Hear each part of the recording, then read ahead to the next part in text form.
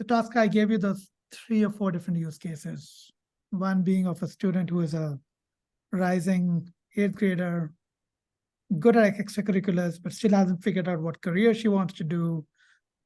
Amazing ballet dancer. Then there was one student who was a rising 9th grader, has gotten into a feeder private school, but still worries about her extracurriculars. How is she going to put it together?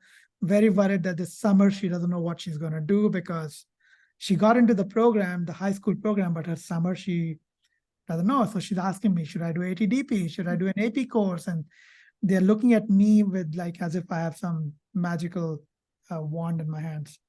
Right. The 10th grader who is a computer science geek, has built an app, wants to build some different extracurriculars, is almost in some ways bored of what he's doing already, wants Right. to be challenging. Or it could be a pre-med student, has gotten into some med school program or pre-med program for summer, maybe not, is looking to build an edge for med school. So these 4 cases, take your pick, whichever you want to think about. Give me your thought process now around any of the students. I think the same general steps would apply to all 4 of them. And then we would have to narrow in on different things, because to me, what it sounds like, there are different components in everyone's lives that are important. So for some of them, like the kid who's building out his own apps, he's actually got these projects on the side that he's found exciting in the past. He's working on these skills. That's an awesome thing to have, like these hobbies going on, passion projects. That's one thing we love to see. Another, it sounds like the pre-med student, they've got the academics taken care of. They're like, great, I've shown I can do the work, I can excel, I can work with my teachers, I pay attention, perfect, we love that. The dancer, we love to see the dedication, the physical movement, the artistry, the culture. Those are all things that we want to see in a person. But what I'm also hearing is there's a lot of stress and a lot of decision-making that has to happen moving forward. And I'm personally a believer that we have limited real estate when it comes to making big decisions, and juggling a lot of things going on. So my first step would my first step would be talking to any of these students and seeing where they feel they're doing well and where they feel like things are just out of control, or maybe like things are okay. So in my mind, I call these like green zones, yellow zones, red zones. We could call them anything though, but like green, like, cool, you've got the hang of this. Like, we can honestly kind of put this on the back burner because it sounds like you're kind of in the groove. Yellow would be like, okay, so things are mostly there. Let's keep an eye on this. We're going to talk more about this. And then red is like, we need to take care of this immediately. So if a student is failing the class, our priority, like in that moment, would be, okay, this is going to be stressing you out a lot. It's a red. You can't really think about long-term stuff when you're focusing on these short-term things. So let's get these situations under control. So we'd probably want everything to be like in a green or a yellow area where you're like, okay, I can take a step back, I can breathe. Things are okay, like I'm fine. And then we're going to start talking about, okay, we have the mental space to start making some harder decisions, things that no one's making you do, things that you need to kind of take the initiative to do, like maybe finding classes that you find more exciting, or dropping the thing that you've been kind of afraid to drop, but it's time. Like in my experience as a 9th grader, my dad kept insisting I need to do the advanced math courses. And I kept testing into them, and I kept, Dad, I hate this. It's really hard. I can do the work, but it takes so much more time. And this isn't something that I'm going to do. Once I'm out of high school, there's a very low chance that anything besides statistics I'm really going to be using. So eventually, past 10th grade, I had to put my foot down and say, no more. Like, I just need to be on the regular track because my mind needs to be somewhere else. I can't think about this anymore. And it was kind of embarrassing. Like, I felt sad that I was dropping the honors.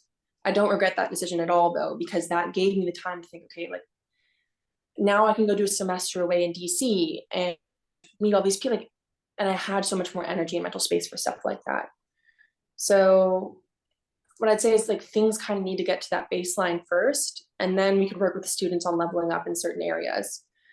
And that long-term conversation is going to be hard. Like, there's not really an easy fix for any of these things. I don't think that there's a formula. I actually would really discourage using a formula, like you need to have 2 of this and 1 of this and like this number of like, it's good to have an idea of what's normal. But what's going to work for the student is going to be actually having these sustained conversations with someone who's about their age.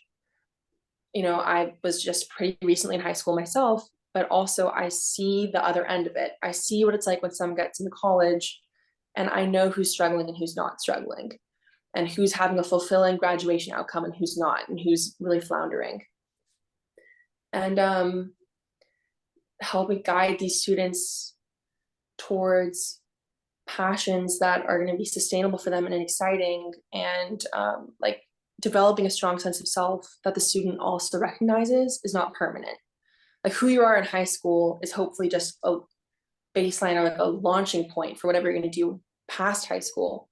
So the stuff that we do in high school now is exploring, developing skills, like these core skills. So it could be like more technical stuff at school. It could be the soft skills of like interpersonal matters or dealing with authority.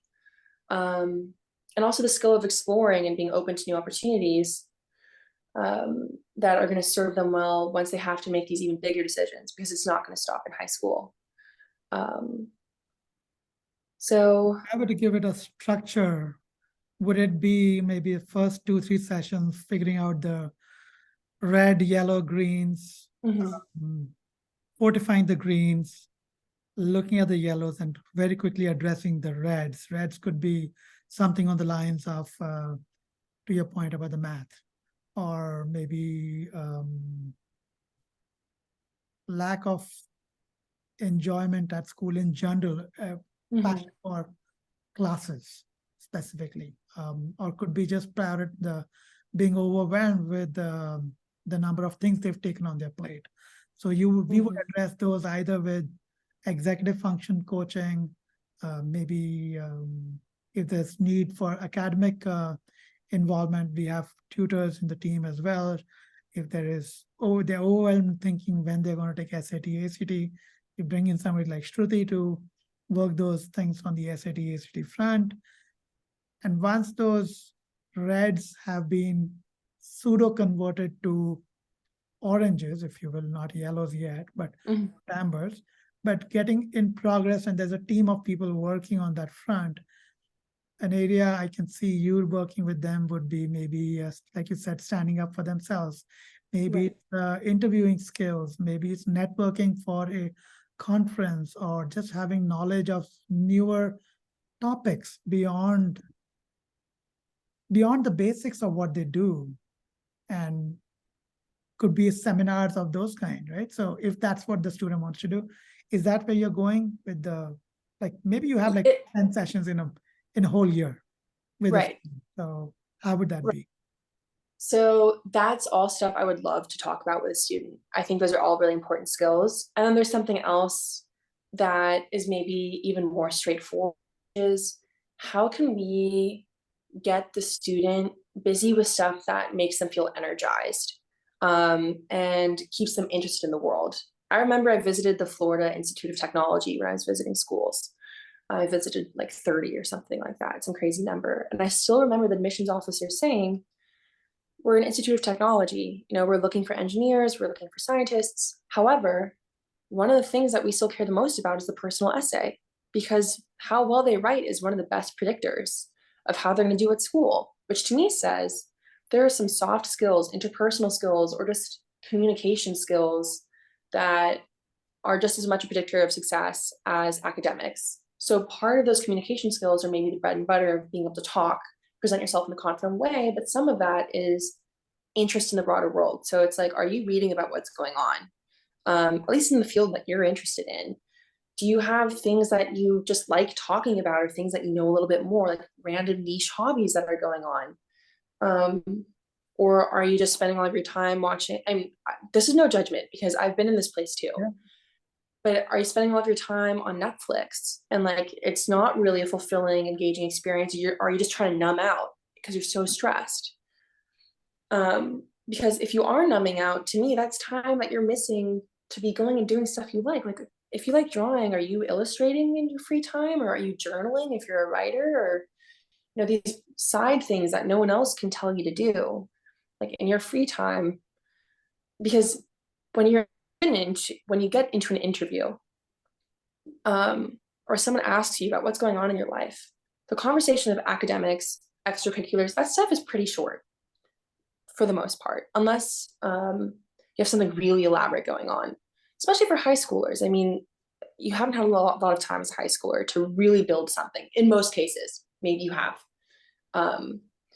But if you're at least conversational in a number of things, you're well-rounded, you know, you have some sense of what's going on in different areas. That's another skill, like an awareness of the world, and also self-awareness, that are really useful skills to have, not just school. So I think I actually want to have conversations with students like, how are you spending your free time? Because I want you to be relaxing and recharging, but are you numbing? And if you're numbing, like, you know, that to me says there are reds, ambers that need to be taken care of. But once those are taken care of, like, how can we start introducing some things to your life that are going to make you feel more curious? Because that's a skill needed to be sustainably working hard. Like, if you don't have anything going on in your life except for that you're excited about, it's gonna be hard to convince anyone that your life is exciting if you don't believe it and if you don't feel it. Let me throw another case at you. I have a family who believes their son is very good at software programming, and they are hell-bent on him establishing a hackathon, running a hackathon, or maybe even dominating in one. So you have parental prejudices, if you will, or Right. their aspirations, because they can't think beyond the basics. They're like, okay, he's good at programming, so he should be doing a hackathon. Okay. And that's where the parent wants to take the child. The child has a different personality, if at all, right? There's a reason why he's not doing the hackathons, which the parent is talking about and is bringing to my attention. How would you want to tackle, like, what would be an implicit red in that case that you would want to start with first, maybe even address it with the family, or? Right.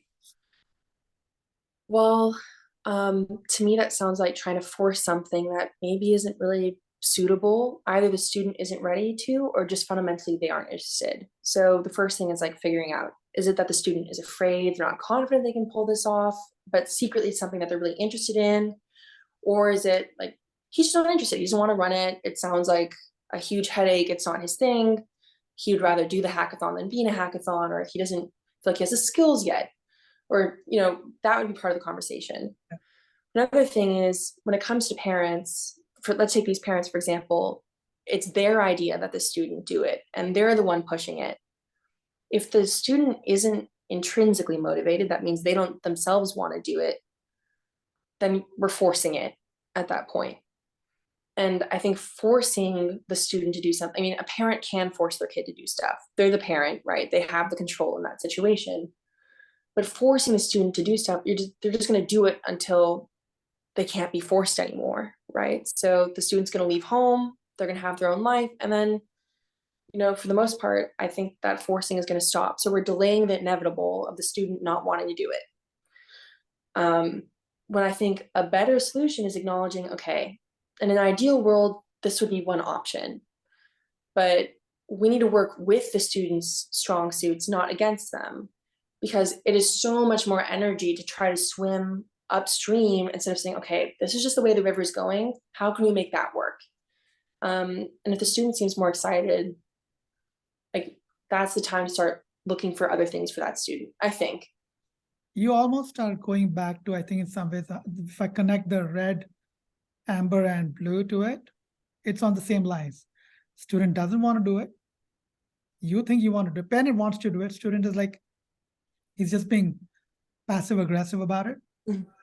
Student is not, and second amber phase would be, they're okay about it, they're intrigued about it. And then the last one is, student really wants to do something, but is not even voicing his concern or voicing his desires, what he wants to do. Right. In the red case, it could very well be like, take the case of a hackathon. The biggest worry this generation has, and having raised 2 daughters recently, is the public humiliation. What if I start a hackathon program and nobody shows up? Or what if something goes wrong and I get blamed for everything? They don't want to be in the limelight. And in such cases, would you want to encourage them to feel themselves, or like what would that conversation be like? I love that case because if it is the student just saying, what if no one shows up? I'm scared I'm not gonna be able to do it. Then I would say, I think we should go for it. But talk about like specifically what your fears are. Like I actually want to go through, let's make a list. What are you afraid of? Then let's write how you can solve it. Like actually practically say, okay, I'm afraid no one's gonna show up. Fine, then find 2 friends. That's all you need. And we're gonna start with that expectation. We want 2 friends to show up to the hackathon. We don't want hundreds of people at the hackathon. Experience, right? Like we're not gonna go from 0 to 100 overnight. Or it could be like, I don't think I have the logistical know-how to pull something like that off. Or like, okay, well, in my case, maybe we can make a list of people who have done hackathons and email them and just say like, hey, do you have any advice? Maybe we can find interviews of people who have done it. Like we could actually go through and talk through all of these things. Yeah, I mean, But if the partner with student's some like, people, I'm sorry? you could partner with them. Like you don't have to be running the whole thing yourself. Find 2, 3 of them Right. who did it before. You could Right. still be one of the main guys, but partner, right? So you're not alone in this world, right? Well, also, I've heard about this trend of high school students doing their own nonprofits, right? Like it's a big thing. Like, oh, I have my nonprofit. It's like, something that'd be amazing though is you go to somewhere that already exists that has the audience and see how they're doing it first before deciding whether they need another nonprofit. You could enter the space and find mentors, and you'll instantly be put in touch with people because when you start off by yourself, right, you have all of the building you have to do. You have to develop the people that you're working with and find other, like, it doesn't have to be that you did it by yourself. That's going to make it important. It has to be that you're committed and you're trying to learn as much as possible. Because that's kind of the phase that everyone's at in high school. No one's expecting you to be a titan of industry by the time you're 16. So, like, I want to go back to the hackathon for a second, because even the goal of, I want my student to have his own hackathon. It's like, well, why? Is it because you think it's going to make him a better coder? Like, is it because you think that he has the skills and like the world needs to hear from, or is it because you think it's going to look good on a resume? If it's because you think it's going to look good on a resume, I don't think that's by itself a good enough reason. Because a lot of things can look good on a resume, but we need to like actually acknowledge that the student is a person with their own personality, interests, life goals, and we need to find things that are compatible with that. So if the student's just not into it, they're not interested, they're not, it'd be a bigger problem if the student's not interested in anything. So if the problem is just the hackathon, then that's workable. If a student's not interested in anything, to me, that shows we kind of need to go back to the drawing board of, okay, the student maybe hasn't been given the opportunity to sit down and really think, like, what do I want? Has anyone asked them before? Like, what do you in your heart of hearts want? If college didn't exist, if you had all the money you could possibly need, how do you be spending your time? Like, what do you really on a fundamental level care about and want? And that can inform everything else. I suspect that most of the students that I'm going to be mentoring, they're not in a place of like, I'm failing all of my classes. I'm in no extra, like, I'm sure sports, they're doing extracurriculars, they're getting good grades, they've got the test scores, but in many cases, they're not really satisfied. And it's because I think they know in their heart of hearts, like, something about this is not related to me. Like, I'm just following the footsteps of what I've seen other people do because this is scary. So many big things are coming towards me. I'm afraid. It's easier to go on this well-trodden path of everyone's already done this. People are telling me that's the club to join, that's the sport to join, that's the teacher whose class I want to be in. But when you're hearing everyone's voices and not your own, then you're just going to be kind of bouncing back and forth like a ping pong ball. You're not going to have direction. Because if anyone can push you in any direction at any time, I don't know. I think that energy is just not there. So 2 very important points to me. One is you're literally with this program, with making them think through their fears, you are building an entrepreneur.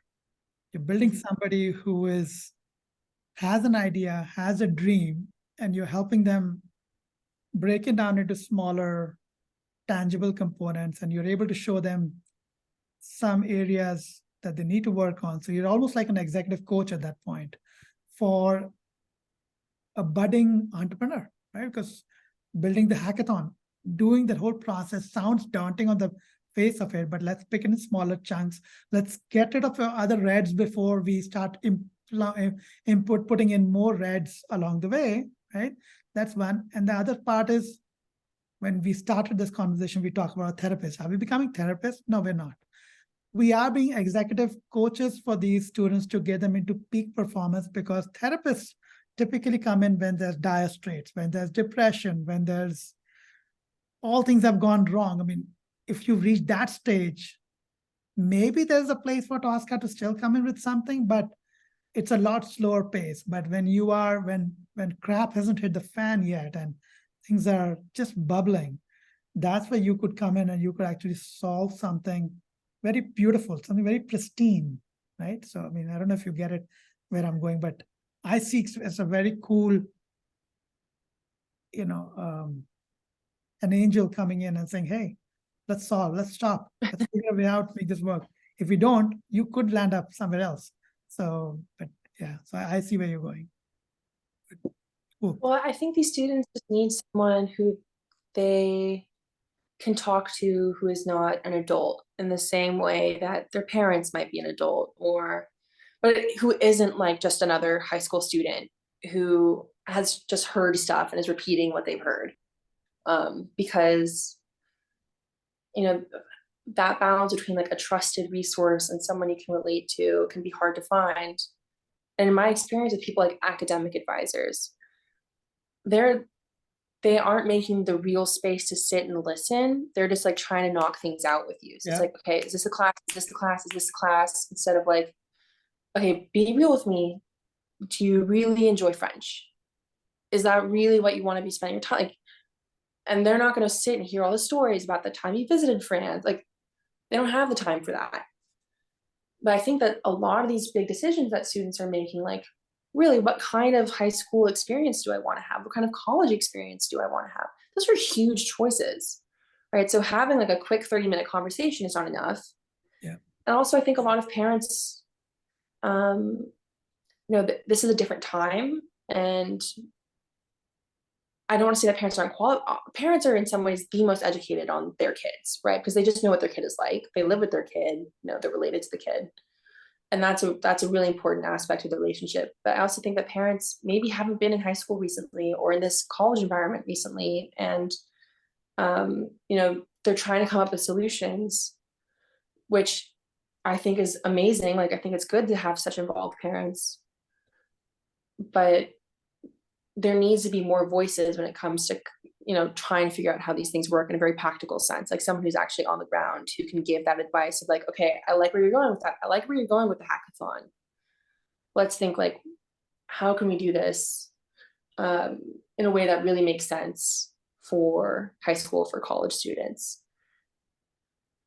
Awesome, Tosca. So I think this should be a good enough segue for parents to be able to understand where we're coming from in the program.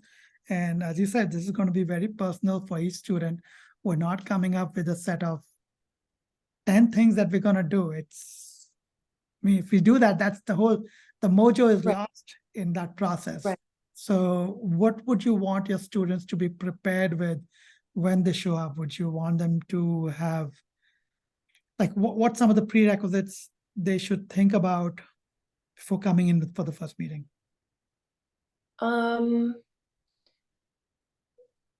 Okay, well, there are a couple of things. The first thing is not something that they can actively do, but maybe it's an attitude, which is the attitude I'd like them to come into this with is like, this is someone who wants to hear from me. So I need to be ready to speak about myself in detail, because it's not going to work if it's me asking a question and them saying yes or no. Like, this is going to be a bit more of a vulnerable space than like working with an academic advisor. So the mindset is not going to be like, I'm talking to a teacher. It's going to be like, this is a space for me to say what I need to think about. And I have a sounding board right here who's going to work with me to make these things work. The second is maybe look into journaling, something that I'm thinking about. I'm not sure exactly how this could be implemented, but I think journaling is going to be really important. So it might be like, be ready to journal after we talk, maybe just for 15 minutes. Like, have some kind of record for yourself, because what I've been doing so far is after I hang up, that's when I sit down. I've been taking notes during the meeting by hand, and I make a mind map. And like, I put together what I think the student and I have just spoken about, which I like to kind of be in the moment with the student. So I can't really do that on the side. It kind of disrupts the flow.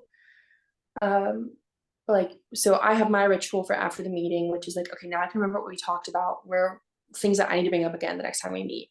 But for the student, I think it's gonna start bringing up feelings like, wow, like I didn't realize I was actually so upset about this math class, or like, wow, like actually I really do want to do this hackathon, and I'm just scared. Like, and write it down, and then that's going to become a resource for the skill of self-reflection. Like, okay, I've got this choice in front of me. Here's how I'm thinking about it. And that's going to start being a skill that we're going to work on too, is just like decision making when you have so many options in front of you. So that's one thing. I don't know if that's going to be mandatory. I would like it if the student could keep it private, their journal at least. Like, they have at least one place where, they're the only person who has access, and can be real with themselves. Like, I hate this, I love this, and not be worried about the judgment of someone else, maybe even me. Besides that, even just like a bulleted list of, this is honestly not mandatory, we can go through it together, but like maybe in the days preceding the meeting, just kind of jot down stuff that you do. So like the classes you're up to, or the extracurriculars, or the hobbies that you have, the books that you're reading, things like that, or just how you're spending your time. And like, try to be very mindful about, am I spending a lot of time on my phone, or am I getting really caught up in this? Am I spending time with friends? And start looking for that. Eventually, I'm obsessed with this. I really want to do the Career Explorer with the students. So I think it's such an amazing resource, and it's great food for thought. So maybe even like the second or third meeting would be us sitting down and talking through it all together. So like slowly going through the whole thing, and like me taking notes on how they're making their choice of like, I don't want to build cabinets versus I do want to build cabinets. That's interesting. You want to be a fly on the wall when they're doing the Career Explorer, where you're like, speak aloud your thoughts, and I'm making notes as well. Is that what you think? I want us to like have a conversation about how they're answering, Yeah, no, I because get it. random. Like, I want to be like, okay, so are you sure about that answer? Or I love it. I love the fact that we've gone over the reds, the yellows, the greens. We've built a good working relationship, and we're like, okay, now let's talk career building. Okay, now Right. let's talk English. Right. Now let's talk math. Right. So now we're talking at a whole different level. There's a confidence the student has built with you, and now Right. we can work together. But I get it. Okay. Right. Cool. Well, I'm so excited about this for so many reasons, but part of it is it feels like this is something that will truly fit the student. Like, there's so many programs out there, it feels like they're just trying to make a quick buck off of something that the student is afraid of. Yeah. Like, buy this really complicated SAT guide for $3,000 and you'll get into the school of your dreams. You're not being responsible with claims like that, versus this approach, which is like, we're on your team, we want to work with you, and like, I really want you to have a life that feels fulfilling to you. I mean, that's my end game, knowing that these students are having a better quality of life.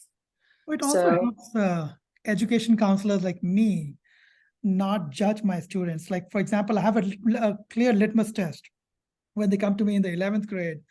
I want to know if you've done 4 years of English, like 5 years of English, 4 years of language, AP Chem, calculus. Like, I literally blabber out or throw up my speech, and if the student can survive it, and they're like, yeah, I did it. I'm like, this is great. You're coming in, right? So right. versus having just one lens at the whole thing, looking at this a little more diabolically or in a larger frame, Right.